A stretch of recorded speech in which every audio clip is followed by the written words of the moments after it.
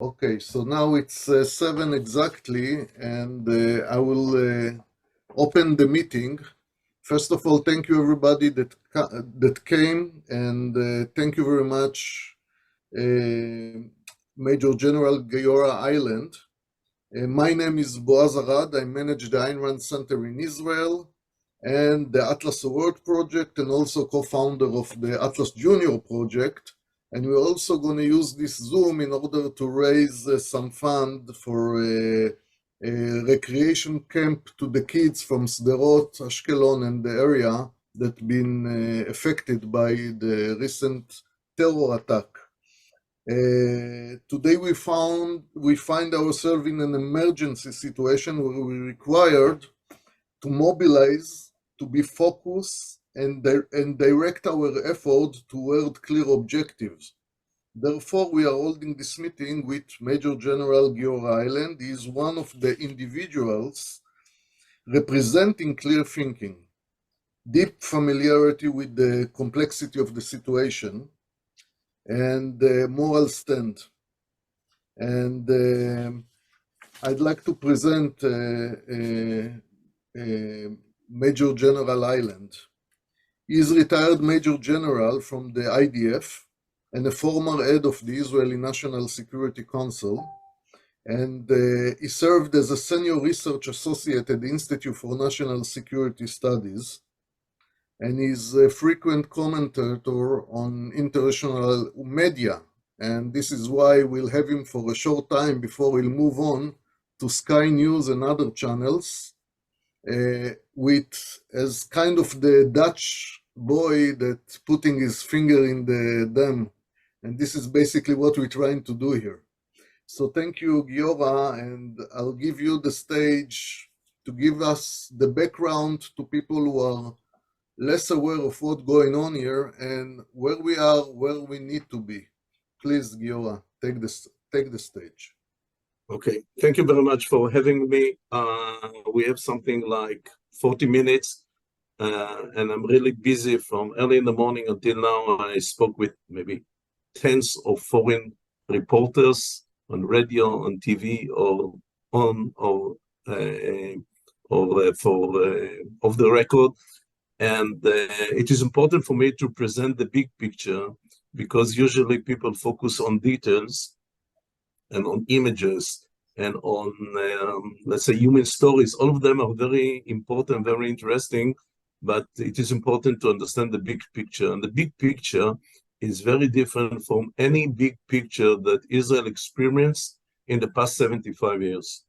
Even the big event of Yom Kippur War 50 years ago, which was a real, let's say, national trauma that is still part of, I would say, the Israeli,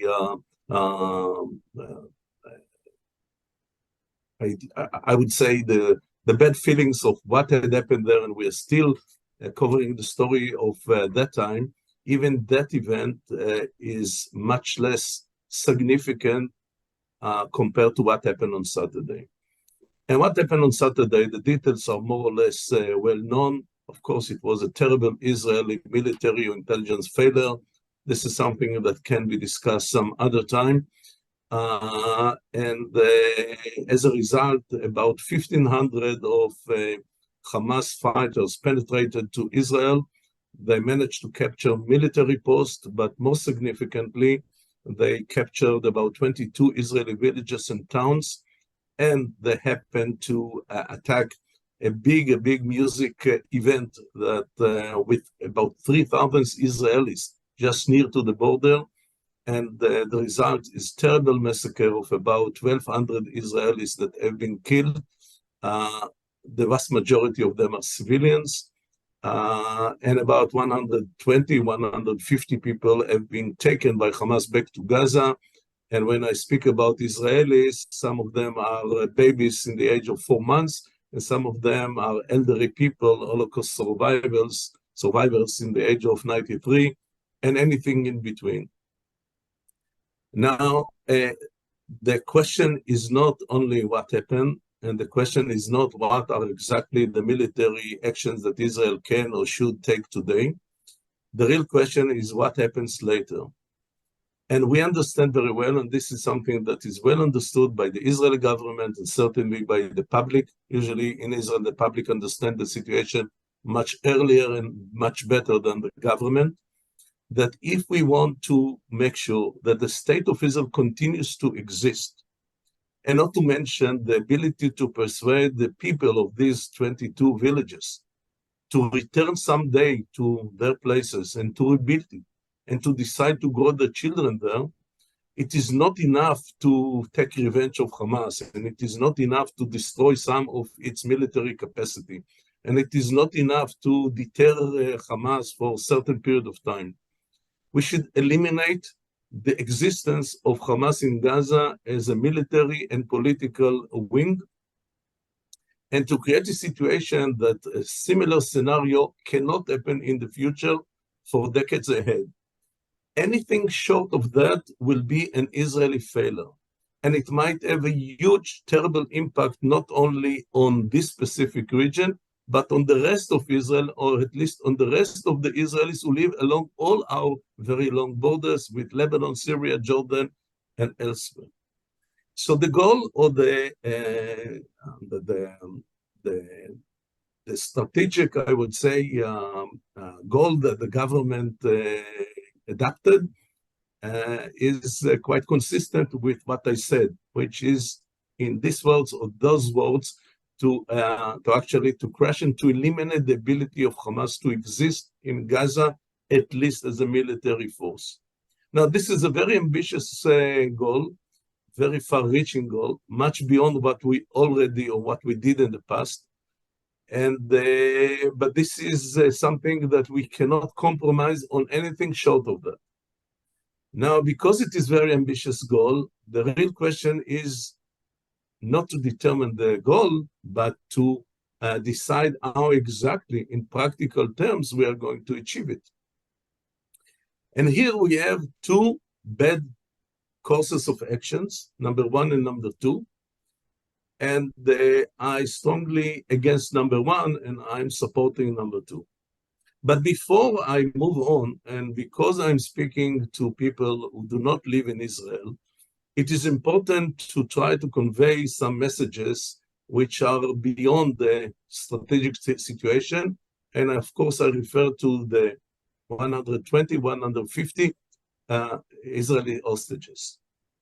In unbelievable way, the General Secretary of the UN published an announcement yesterday night in which he called Israel to enable humanitarian assistance to the poor people in Gaza. And I don't know what is the official Israel response to this, let's say, request. But if I was the Prime Minister, the only answer that can be given is the following one.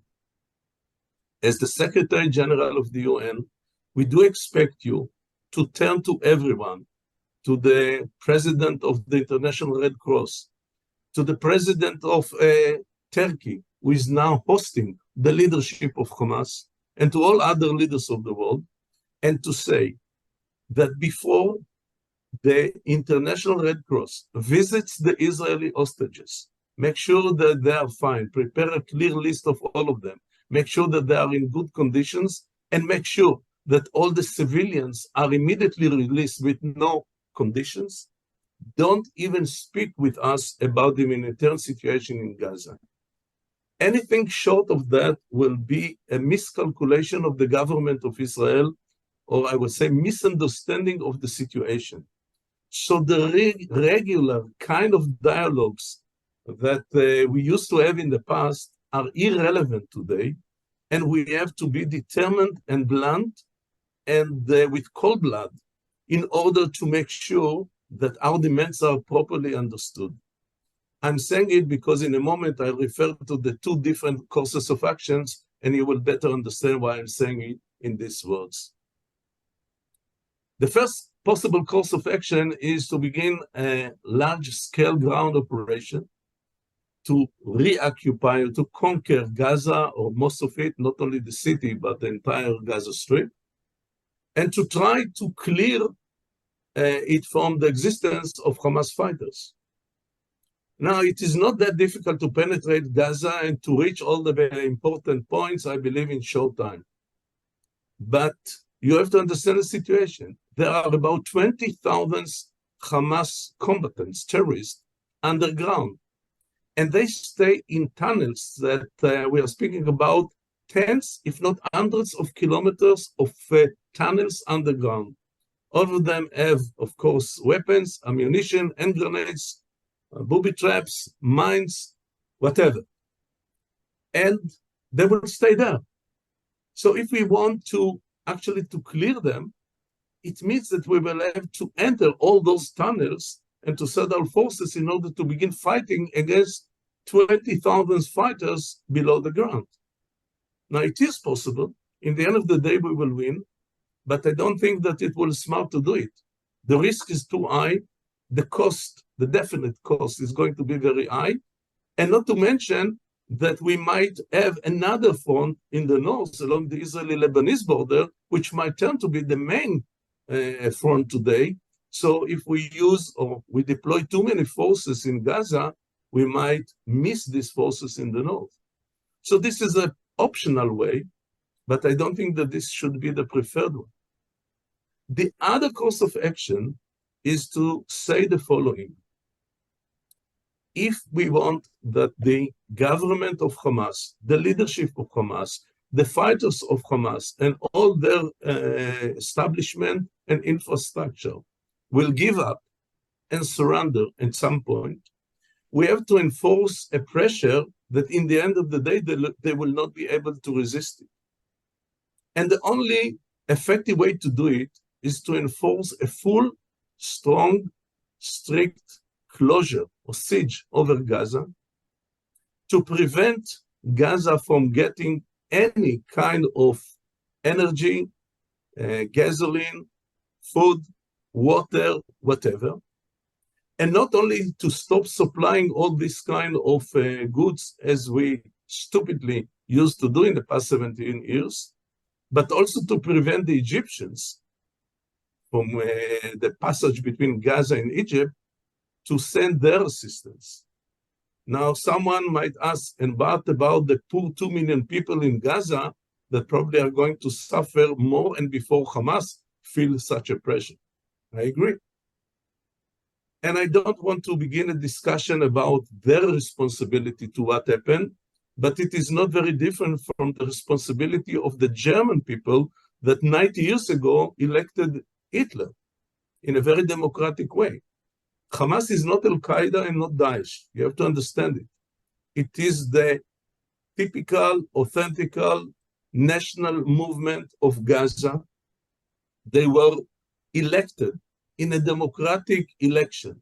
Cynically, I can say this was the only time in the history of the Arab world that there was a real free election. About 70 or 80% of the people of Gaza supported Hamas and continued to support Hamas. If they did not support Hamas, he would not be able to do whatever he does.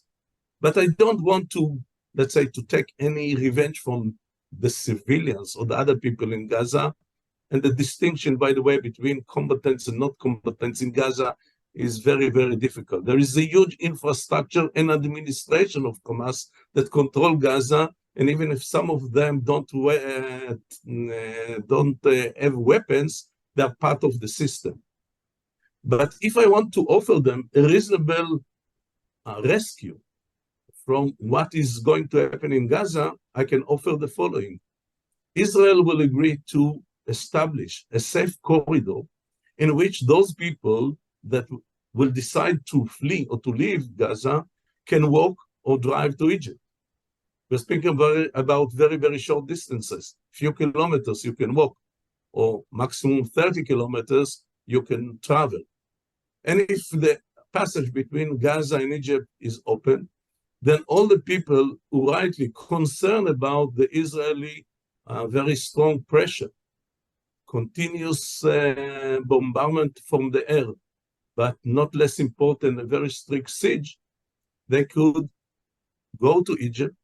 And if the Muslim world is so concerned about the life of the Palestinians in Gaza, then they can build a refugee camps on the Egyptian side of the border in order to give at least temporary solution to the people there. And when it happens, Hamas will not be able to survive, because when it happens, Israel can not only stop or prevent any supply to Gaza, but actually to destroy all the energy systems in Gaza, the water systems in Gaza, the sewage systems in Gaza, so people will not be able to live there. And it might take weeks, it might take months, but in the end of the day, Hamas will not be able to survive, because people can be very brave and determined, but people cannot live without water. And in a way, it's quite similar to many sieges that we could see along all the history, some of them last months or years. And this is something that can save a lot of force from Israel and a lot of possible casualties on the Israeli side.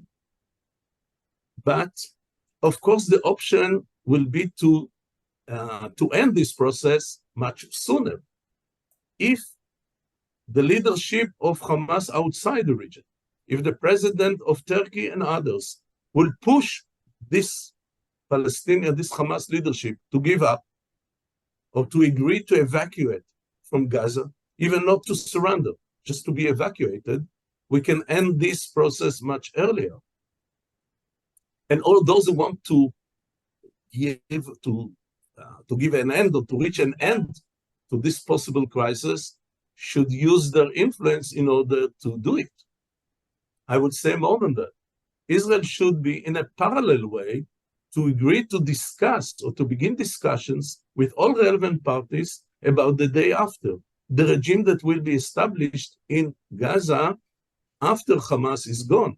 And it might include probably the Palestinian Authority, Egypt, other Arab countries, UN, and other international organizations. So we are ready to start it right now, but of course, the precondition is that Hamas will disappear.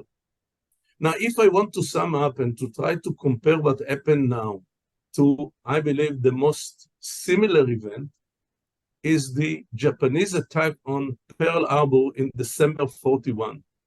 And after it happened, the United States decided, and certainly it was the right decision, to begin a total war against Japan. And the United States offered the government of Japan to stop and to surrender several times. And they said, if you do not surrender, we will keep on the pressure. And the pressure continued. And the Japanese government refused to surrender or to stop, despite the terrible air attacks against Tokyo and against many other civilian cities in Japan. And only when there was no other choice, the Americans dropped 2 atomic bombs on Japan, and only then the leadership of Japan finally decided to give up. And I'm not saying, of course, that Israel plans to do something so drastic, don't understand me wrong. But we should use this pressure until the leadership of Hamas understand that there is no other choice but to leave. Now, they can show a lot of results today, but we haven't experienced that things like this can work. And the very best experience that the very similar example that I can give was in Beirut in 82, 41 years ago. I was battalion commander at that time. We were around the city of Beirut. The Palestinian organizations led by Yasser Arafat, the PLO, declared that they will fight in Beirut until death. And they said that Beirut will be the next Stalingrad of the Israelis. But after a certain time of a lot of pressure, they agreed and actually evacuated or agreed to be evacuated from Lebanon at that time to Tunis. So we can offer something similar to that. And we hope that we will be able to be effective quickly before the suffering in Gaza will increase. But we have to understand, again, like the Americans versus the Japanese in the 40s, that we are in a situation that either we or them. Anything short of a complete elimination of the ability of Hamas to operate from Gaza will be a disaster result for the state of Israel, with implications that I don't want even to think about that. So we are in existential war, and it has to be well understood. Thank you so far. Giora, thank you, Giora. I'd like to ask you, how resolved is Israel now to win this war? Because the concept of winning a war it seems that it's been forgotten for a long time. I would say the following. If we don't face another front in the north, which is much bigger possible military threat, and so far as I understand, Hezbollah is well deterred, also as a result of a very clear announcement made by President Biden, who said those who believe or want or consider to do something don't. So under the assumption that we will not face another front, the complete siege over Gaza does not require much resources from Israel. And I also believe that the number of rockets that Hamas still have is limited. And the attacks against Israel will be limited and decreased along the way. And we do not have to use many forces and not to risk many forces. So we can endure and we can continue with such a pressure for months. We don't need many reserve soldiers. We don't need many other national resources. So in this regard, we are much stronger than them. So we will be able to do it for months. Yeah. And in the end of the day, they will have no other choice but either to surrender or to be killed, or at least to be agreed to be evacuated. Yeah. We have with us Ilan Giorno, that is the author of the book What Justice Demand, America and the Israeli-Palestinian Conflict. And this book analyzed the Israeli-Palestinian conflict from a totally different concept that is the usual one. And I'd like to give Ilan maybe to present the next question, if you like to, Ilan. Thank you. Yeah, and thank you, Major General Giora Eiland. It's been very refreshing to hear your perspective. And I hope you're right that the siege is something that can be accomplished. I wanted to ask a bit about that. You've told us a lot about the way Hamas is operating. Can you say a bit more about the other Islamist groups like Islamic Jihad, the allies, and then if you can widen it to what happens in a siege when Iran finds a way to supply them, to keep them afloat, as they've done in the past during the blockade? So is there differences in the siege that you're suggesting that would prevent Iran from helping them rearm, or Turkey? Today, there is no big difference between Islamic Jihad and Hamas. Traditionally, Islamic Jihad was fully supported by Iran, while Hamas tried to be more independent. But this matter has changed completely in the past 2 or 3 years. Today, Hamas is part of the new X of evil led by Iran, and includes Hezbollah, Hamas, Islamic Jihad, and some other Shia militia in the region. By the way, also supported by Russia today. So we have a real now, if we speak about the bigger picture, we can see Russia, in ways somehow even China, but Russia, Iran, some of the groups in Iraq, Syria, of course, Hezbollah, Hamas, and other Palestinian similar organizations. This is the front that we face. Now, I believe that we can enforce an effective blockade around Gaza because of 2 simple reasons. Number one, so far there was no blockade because we supplied. Every day, about 200 trucks moved along the passage between Gaza and Israel and brought food, but not only food. They brought vehicles, they brought parachutes, they brought many things that they managed to smuggle, but it was legitimate or legal way because it was under Israeli supervision. Now this matter is not going to continue, and not to mention the electricity, solar, water, and other things. And number two, Israel can supervise from the air the movement from Egypt to Gaza. So even if there are some tunnels from Egypt to Gaza, and they can smuggle certain things to the city of Rafah, which is the southern city of the west of Gaza, Israel can, from the air, can create a blockade that no vehicle can move from Rafah to the north, to the other cities, including the city of Gaza. So I believe that we have the military ability to enforce such a siege for endless or for unlimited time. Yeah. And now the question is the resilience of Israelis. I've been asked about it, and I felt that we shifted the concept and the paradigm that was leading us, and Israel has changed on 7th of November of this month of October. Do you agree with this, that we have a real change in Israel toward the war in Gaza? The answer is certainly yes, but there is additional element.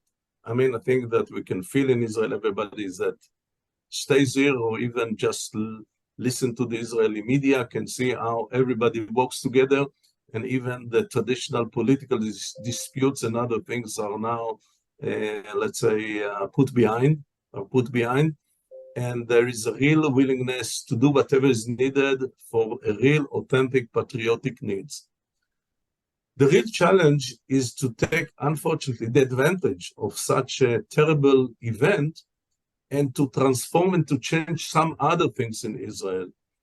If you want to begin with something, traditionally we have a terrible budget, especially in the past year, but also before, that was given to many, many other groups and other, let's say, purposes that did not serve the real national interest. And today, no one will resist, even the very extremists on the religious parties, etc., if we, the government say, we are sorry, we are in a different situation, there are some other priorities today we have to change. And not to mention, of course, the, let's say, the ethics of the government and many other things that unfortunately were terrible in the past few years, especially the last year. And I think that we have returned to the old values as we used to have, let's say, 60 or 70 years ago. So I hope that Israel will be a better place, but the precondition is to win this war in Gaza, and all others will be able to be implemented only later. No. Your next station will be to fight on the international battle in Sky News. So how much support do you see right now around the world to Israel, and how long it's going to last? I think this is a very important question, especially to you. And I would say that, again, if the concept of siege that I think is a matter of no choice, but we have to do it in a smart way, we cannot do it without at least some kind of understanding from the international community. We do not expect any leader of the world to say we support the Israeli behavior, but we at least expect them to understand it and not to take actions against us. But in the end of the day, in this regard, there is only one very important person in the world, and this is the President of the United States. As long as he gives backing to the Israeli policy, the rest might complain, might even take actions. It is not something that I underestimate its importance, but again, it is a matter of priorities. But I want to mention something that I believe more important, and through you, I'm trying to convey it. It is very simple to convey sympathy and to share with us grief and sorrow because of what happened. I would say, let's say, every person in the world, every reasonable person of the world, everyone who has some sense of moral, of course, will react in this way. But the question is whether such a support will continue when Israel takes its own initiative, whether it will be number one or number two, and they have to understand that this is something that we must do. And I would say even more than that. Those who decide to criticize us and I can understand that many might criticize us, they will have to give us good answers, not what not to do. This is easy. Don't do A, B, C. They will have to give us good answer or good advice or good alternatives. So what can be done? So this is a very difficult question. I'm not sure that the Israeli existing government knows how to communicate and how to create such a dialogue with the right international community, and even to be open, not only to criticism, but also to get some good advices. But all the advisors should serve the only strategic goal, and this is to remove Hamas. Anything that someone can offer might be endorsed. And if someone can offer something and begin initiatives that will bring the people in Gaza to resist and bring Palestinian authorities or other forces, that they will remove Hamas and take over, fine. Let's do it. So I'm not against any other initiative, but it is not enough only to say what not to do. Yeah, thank you. If there is somebody who would like to ask a question, you may either write it on the chat or raise your hand, and we'll relate to it. Aviram, if it's okay, Giora, that I'll open the mic to people who want to ask questions. Yeah, wait a moment. Yeah, Aviram, please go on. It was. I'd like to ask how reasonable it is to expect the current Israeli leadership to execute on the ideas that you've just explained, because in my opinion, there are talks coming from the cabinet where they say that we will weaken significantly Hamas and we're going to harm their leadership, but it's not mentioned and it's not seriously considered, or at least it's not stated verbally, that they understand that they have to destroy Hamas, kick it out, or do something with it to eliminate it from the Gaza Strip. And so I'm just wondering, are we living in a fantasy that they are willing and able to do that? Do you have any definite knowledge about the cabinet members, about the high officers in the IDF?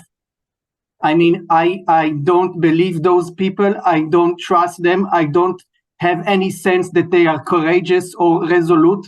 And I really want to know on what basis do you think that they are going to deliver on the result that you've mentioned? Because it's not enough to say that Hamas must be destroyed. The question is whether those officers and politicians understand this, and whether the public in Israel is able to demand that, because it's not clear to me that this is...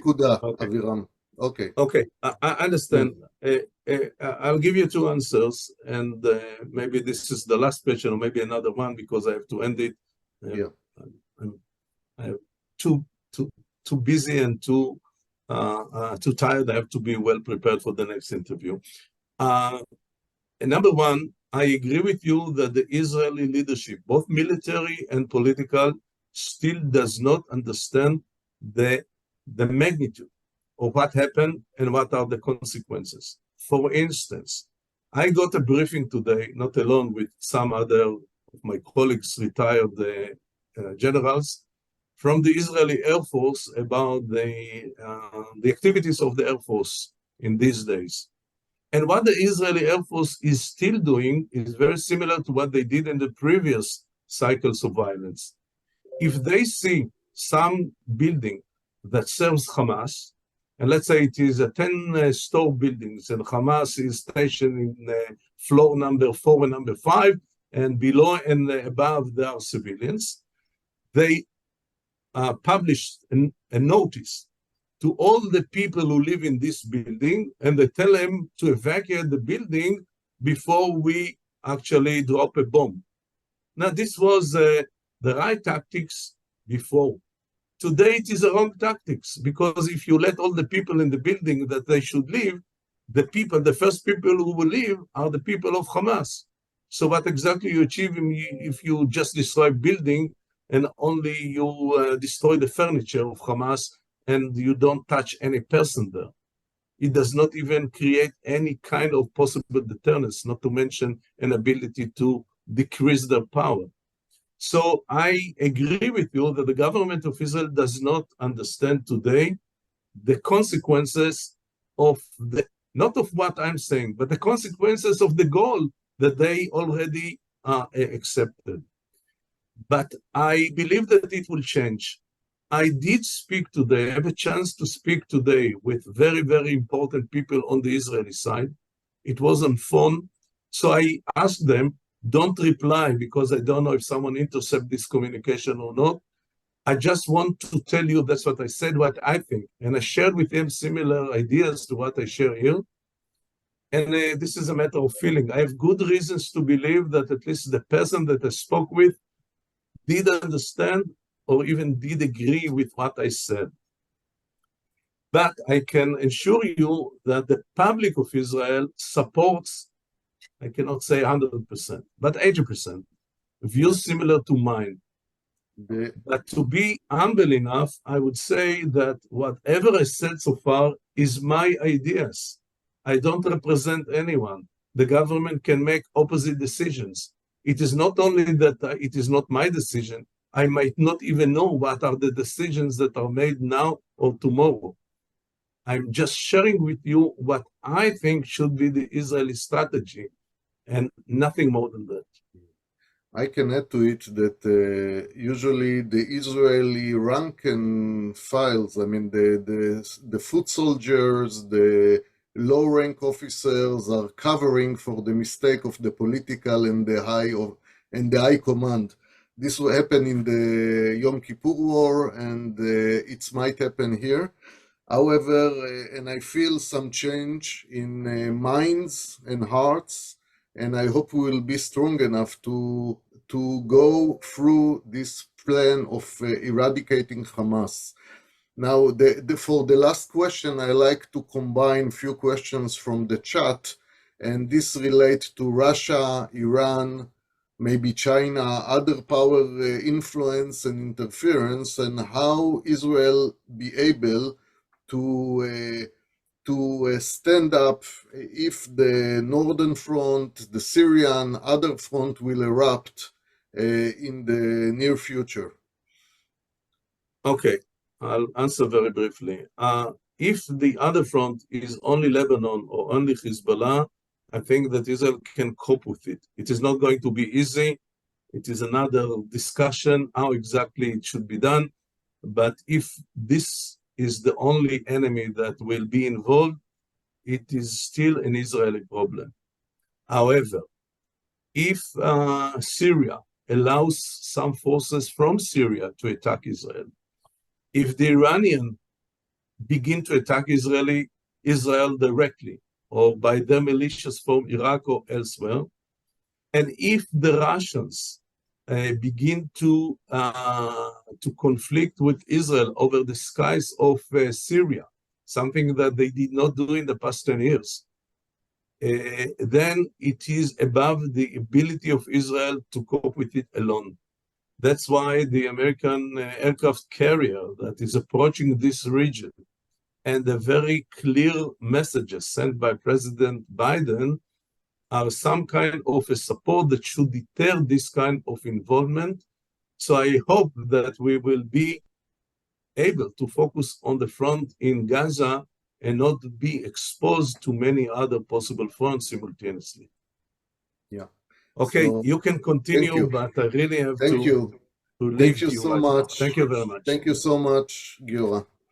And I really appreciate your time and effort and rest. Be focused and keep on the good work that you're doing on the international front. Ilan, Giorno, I'd like you to take the stage and say a few words about your book that we are now about to offer to the Israeli public in Hebrew, at least the first part of the book, and hopefully people will get interested and to read the rest. And maybe you can say a few words about the late dear Dr. John Lewis, Nothing Less Than Victory. Of course, it's an honor to be here with all of you. And I want to say, for those of you who are living in Israel right now, I just want you to know I'm one of many people who recognize what the real stakes are and what needs to happen. And I was very impressed with the presentation we just heard. It was heartening that there are people in Israel like him making that case, because I want to say something about that in a moment. But let me tell you about my book. The main thing to know is that most people completely misunderstand the Israeli-Palestinian conflict. That means both in the West, in the United States, but also I think in Israel. Many people think it's basically a land conflict. It is not basically a land conflict. It is a conflict about what you would do with the land. So it's a political, philosophic question. What kind of society do you build? Do you build a society that's full of startups, of free people, of free speech, of innovation, of knowledge? Or do you build a society that is a dictatorship under Islamic law or under authoritarian nationalist law, like the Palestinian Authority?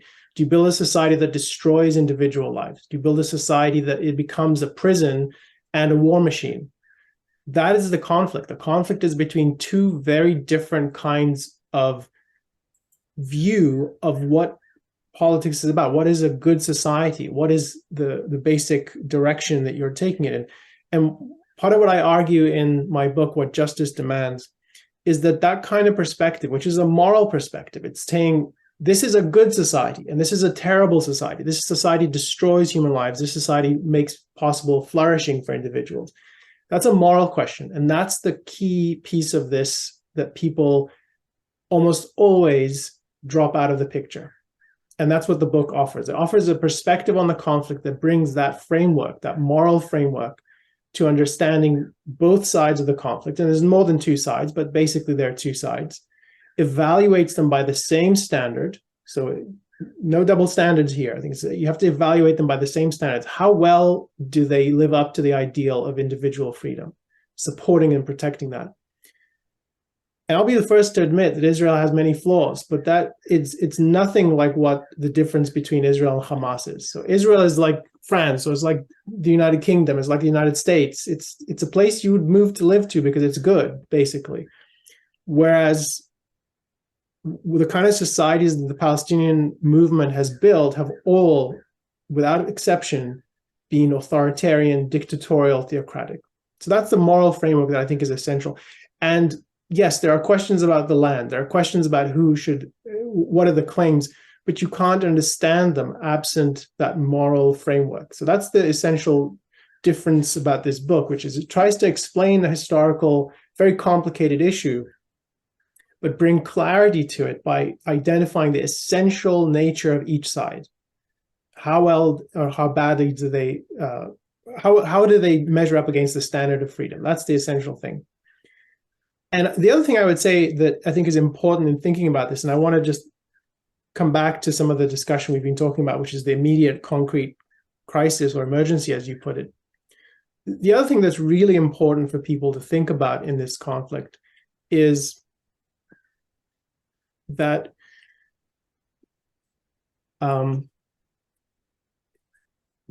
you can't get away from the issue of what constitutes self-interest. That's, again, a philosophic moral question. And that applies to the Israeli government. That goes to the question that Aviram raised.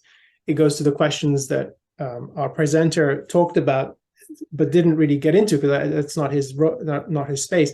But you can't get around the question of what is in Israel's self-interest, what is in America's self-interest, what is in the self-interest of all individuals living there.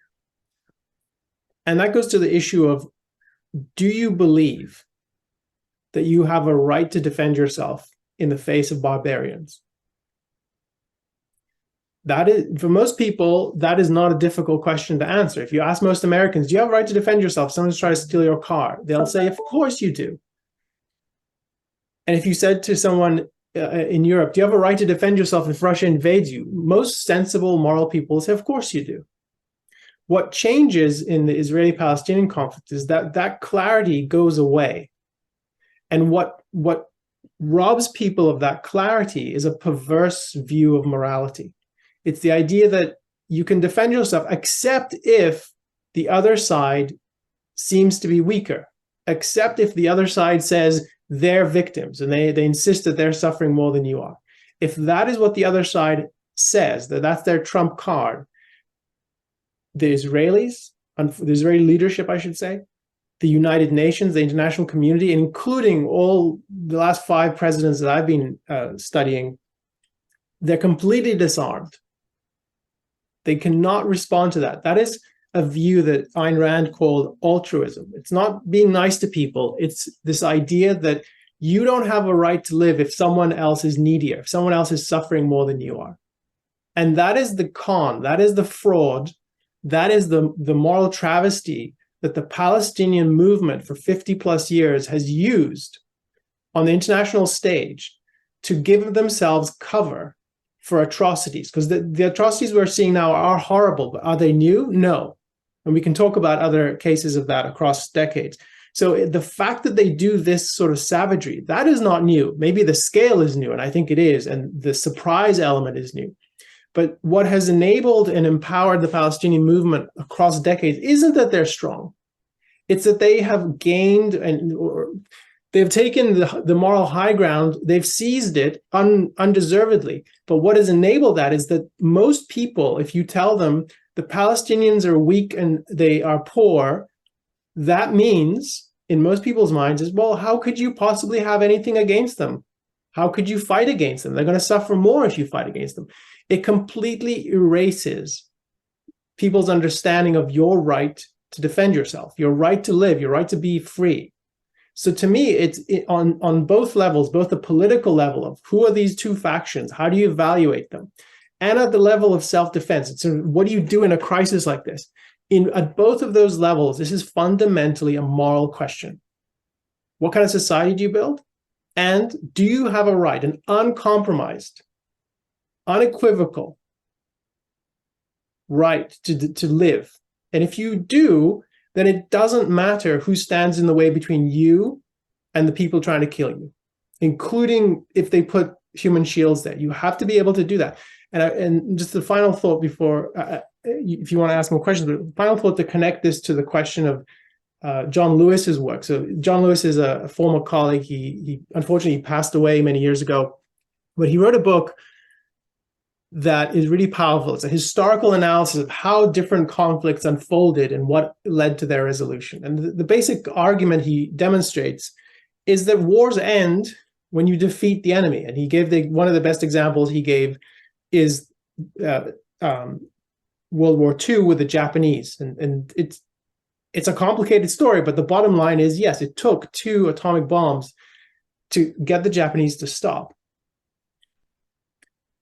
And I'm very much supportive of the idea that Israel should completely eliminate Hamas. My concerns are not about the military capability, or maybe there are better strategies than a siege. Maybe I really can't speak to that. I think there are solutions to it.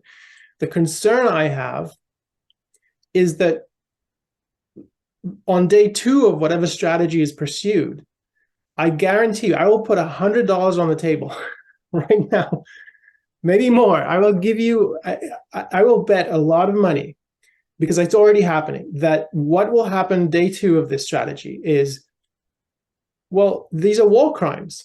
Israel is showing disproportionate force. It's not discriminating against combatants versus non-combatants. There's a well-known playbook that brings in the so-called international laws of war, and it works against good countries trying to defend themselves. And it doesn't work, and it cannot work against groups like Hamas that flout all principles of morality. So it's a one-sided principle, and it hampers the ability of good countries to defend themselves.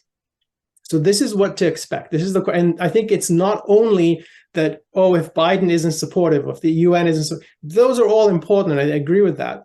But what makes them lose their confidence, lose their ability to support Israel in this time of crisis, and its unequivocal right to defend itself, is this idea that if you're stronger, if you're wealthier, if you're more successful, you don't have a right to defend yourself. You don't have a right to live so long as there are 3 Palestinians who are bleeding in the street. And I have compassion for people. I don't want to see people die. I certainly don't want any of this to happen. But that is the kryptonite, if you will. That is the kryptonite that weakens the strongest powers on earth. It weakens Israel, it weakens the United States. And so to me, the idea that, yes, I've just written an article that says, after Israel's Pearl Harbor moment, which I agree this is, what it needs is nothing less than victory. And I agree completely with that goal. What I anticipate as the obstacle is not primarily a military challenge. I think the obstacle is the moral challenge of, will Israel have the independence of thought and the courage of its own moral position? Like, Israel really does have the high ground morally, but it doesn't usually recognize that. And so long as it's being told by a chorus of international voices, you're committing war crimes, you're bad, you're just like the Nazis, you're an apartheid state, that erodes the confidence of Israel. And what I think is the real crux that needs to, it's not the only thing, but it's a fundamental thing that needs to change, is that Israel's leaders, and I think some of them have the potential to show this kind of courage, they need to say, we don't care what you say. We know what the truth is. And you either support us because you agree with it, or you get out of the way. And hopefully that is enough to shock people into this, because I think absent that, my biggest fear is, I don't have sort of the military perspective that our previous presenter has about what the sort of regional unfolding is. My fear is that this round is going to be exactly like 2021, 2014, 2012, 2009, 2006. For those of you living in Israel, you probably remember what those were. Those were previous rounds of rocket fires and tunnels digging into the border. If that happens, this is just going to get even worse. Because to me, just one final thought on this. So I'm old enough that 9/11 was a big event in my life. It sort of changed the direction of my career. I don't think this is like a Pearl Harbor moment. I think it's more like 9/11 in the sense that people were surprised about 9/11, but they should not have been surprised. It's not as if the Islamists of Al-Qaeda and other groups weren't already trying to harm America. They already tried to bring down the World Trade Center years before 9/11. And when you look at what Hamas has been doing, the surprise is the scale, the surprise is the ferocity. It's not a surprise that they want to get under the border and take hostages. Whenever they could, they did it. So to me, are you going to break that lack of confidence, that cycle where you diminish Hamas's capability, but you don't destroy it? And the final thought I will say about that is, I would be I think this is not a criticism of the presentation we just had, but one of the things I wish I had the chance to bring up is, if you can eliminate Hamas, that is a huge win. But what you need to do is eliminate it in such a way that we don't get Hamas 2.0, that we don't get Islamic Jihad, the sequel, that we don't get another group that says, yeah, but here's the problem. The Hamas people weren't religious enough. Because what you see in the Palestinian movement's history is groups going from being aggressive to more and more aggressive, such that it's sort of a survival, an evolution of greater ferocity and greater violence, because the last people failed to get the full goal of destroying Israel. So we have to become worse than they were. And if the remnant of the goal survives, if the idea that Israel can be wiped off the map is still something somebody can think of as a viable goal, you will get another group with a different leader and different sponsors, and they will continue it. So it's the nothing less than victory has to be that you take a moral position that your right to self-defense is absolute. You carry it out in such a way that it's not just that Hamas was militarily weak and we need a better group. That goal cannot be pursued. That anybody who even dreams of that goal will face the same retaliation that will be ended in that sense. And so, yeah, I mean, to me, that's the crux of it. This is a fundamentally a moral crisis that needs to be addressed. I don't have any question that Israel's military, if it's not already in a position where it has battle plans to do some of these things, it has the ability to get to that. It needs the moral I don't want to say backbone because that makes them sound like they're not confident and brave, but it's the moral strength, really. It's a moral scaffolding that they need. So let me pause on that, and if you have questions, this would be a good time for it. So, Eiland, first of all, thank you very much, and I very much agree with you. This is basically the intellectual and the moral battle, which seems to be more difficult than the battle on the ground, and our future will be determined on the outcome of this moral battle. If there is any question, you may raise your hands, and we are about to complete this session in a few minutes.